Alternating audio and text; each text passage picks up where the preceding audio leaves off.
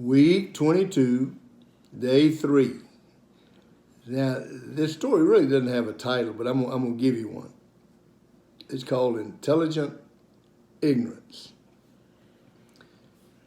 Intelligent ignorance. Coach, that's an oxymoron. No, it's really not. George Washington had intelligent ignorance. You cannot defeat the British Army.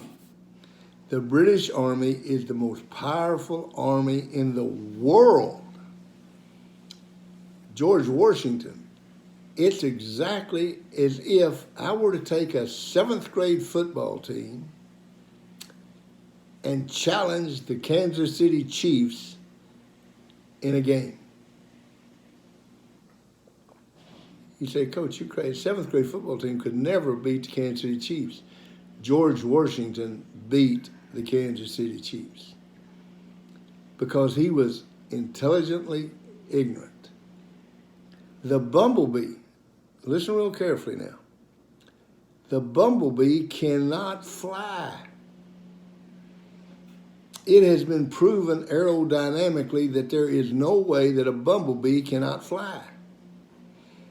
It also can't read. If the bumblebee could read, it would understand that it can't fly and it would quit flying. Intelligent ignorance. Don't listen to the naysayers. If George Washington, I hear it, and especially from football coaches. I mean, I hear this so much, I almost want to throw up every time I hear it. Well, we can't win state. There's no way we can win state. So-and-so's got so many more athletes than we do. They got so many more players. They've got this, they've got that, they've got whatever it might be. What do they listen to? They listen to the naysayers. They listen to all those, and people love to hear you tell them that. They love for somebody to say, well, we can't win because so-and-so's got a lot better athletes than we do. Now, I'm going to tell you that because you listen real carefully. That means it's not my coaching. Yeah, you're responsible. If you don't win, you're responsible. Don't listen to the naysayers. Intelligent ignorance. Can you imagine if George Washington would have listened to the naysayers and would not have been intelligent ignorant? Now, listen to these. Ty Cobb was thrown out more times trying to steal bases than any other human being. Did you hear me? Nobody was ever thrown out as much as Ty Cobb. Babe Ruth struck out more times than any baseball player in the history of baseball. You with me? Thomas Edison, teacher, said he was stupid. He was told he was stupid. He failed 14,000 times to perfect the incandescent light. Henry Ford was broke when he was 40 years old. Walt Disney declared bankruptcy 3 times.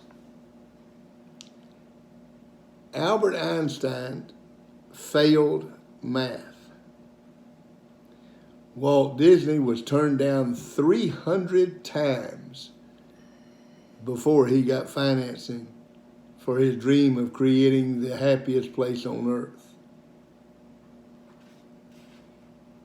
Colonel Sanders went to more than 1,009 places trying to sell his chicken recipe before he found an interested buyer. Ty Cobb set the record for the most stolen bases. The guy that got thrown out more than anybody else, he also set the record for stolen. Babe Ruth hit more home runs at that time than anybody that ever played. He struck out more than anybody else. That's called intelligent ignorance. Thomas Edison perfected the light bulb that you're looking at today. Now, after he had failed 10,000 times, he had a news reporter ask him one time, how does it feel to fail 10,000 times? He said, I don't think I failed 10,000 times. He said, I found 10,000 ways that it didn't work. But every time I failed, I was just one step closer. Henry Ford created the assembly line, and now you have the Ford automobile. Walt Disney created the happiest place on earth, the Disney movies, and was obviously a millionaire. Albert Einstein is considered a genius. Now, why don't I tell you the two different ones? What this is intelligent ignorance. What if Colonel Sanders, he went to 1,009 places, 1,009 places before someone believed in his recipe? What if he'd have gone to 1,007? Walt Disney went to 302 different people before he got financing for the happiest place on earth, Disneyland. What if he'd have gone to 300? When Henry Ford declared bankruptcy, what if he'd have quit? When Babe Ruth struck out, what if he'd have never batted again? When Tom Cobb got thrown out stealing the base, what if he'd have never tried to steal again? What if Thomas Edison would have quit at 9,999?